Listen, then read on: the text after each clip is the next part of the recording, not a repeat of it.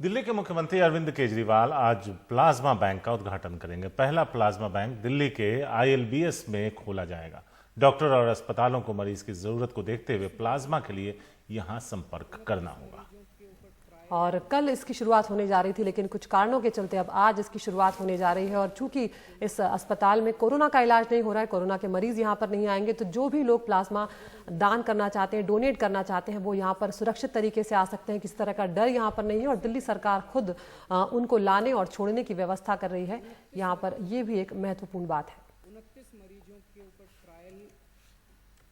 दिल्ली में देश का पहला प्लाज्मा बैंक खुलने जा रहा है। मेरे साथ दिल्ली के डिप्टी सीएम मनीष सिसोदिया हैं, जो कि इस समय स्वास्थ्य मंत्रालय का जिम्मा भी संभाल रहे हैं।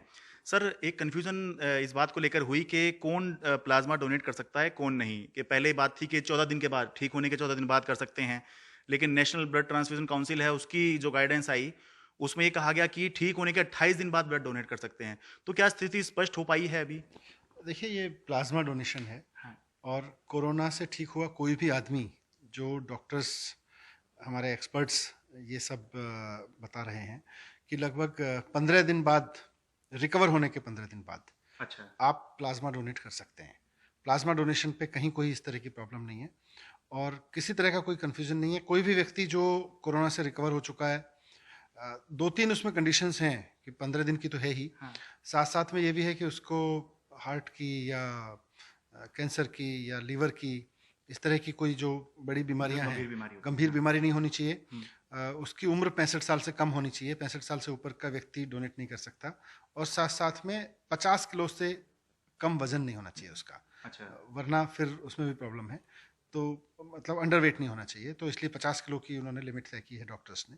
तो इसके अलावा कोई भी व्यक्ति डोनेट कर सकता है। अच्छा, तो मतलब ये ठीक होने का मतलब ये माने कि नेगेटिव होना या फिर जो होम आइसोलेशन में होंगे उनका जो समय पूरा हो गया, तो उसको हम मान लें कि ठीक हो गया या नेगेटिव हो गया है, एक ही बात है। ठीक होने का एक रिकवरी का एक पीरियड है। हाँ। कि आप टेस्ट नेगेटिव आते हैं या आपका जब टेस्ट हुआ उसके 10 दिन के अंदर अगर आपको सिम्टम्स डेवलप नहीं हुए, हाँ। तो आज भारत सरकार की जो गाइडलाइंस हैं, हाँ। उसके हिसाब से आप ठीक मान लिए जाते हैं। ठीक। तो उसके बाद से 15 दिन बाद आप प्लाज्मा डोनेट कर सकते हैं। ठीक है, तो ये आपने स्थिति स्पष्ट कर दी कि थोड़ा कन्फ्यूजन इसको हो रहा था। इसके अलावा सर, एक लोगों के मन में ये सवाल ज़रूर है कि दोबारा से हम कहीं संक्रमित ना हो जाएँ, हम डोनेट करने जाएँ, कहीं संक्रमित ना हो जाएँ। इसको लेकर आप क्या कहेंगे?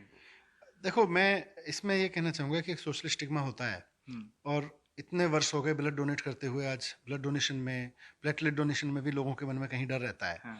तो प्लाज्मा डोनेशन तो एक नई कॉन्सेप्ट है। इसमें लोगों के मन में तरह तरह की आशंकाएं रहना, डर रहना लाजमी है। पर एक्सपर्ट्स के आधार पर और मतलब हम सबको मिलके लोगों को ये कॉन्फिडेंस दिलाना ज़रूरी है कि अगर ना चाहते हुए भी आप कोरोना से बीमार हुए और आज आपके पास में वो स्थिति है कि आप किसी की जान बचा सकते हैं, तो आपको आगे आना चाहिए।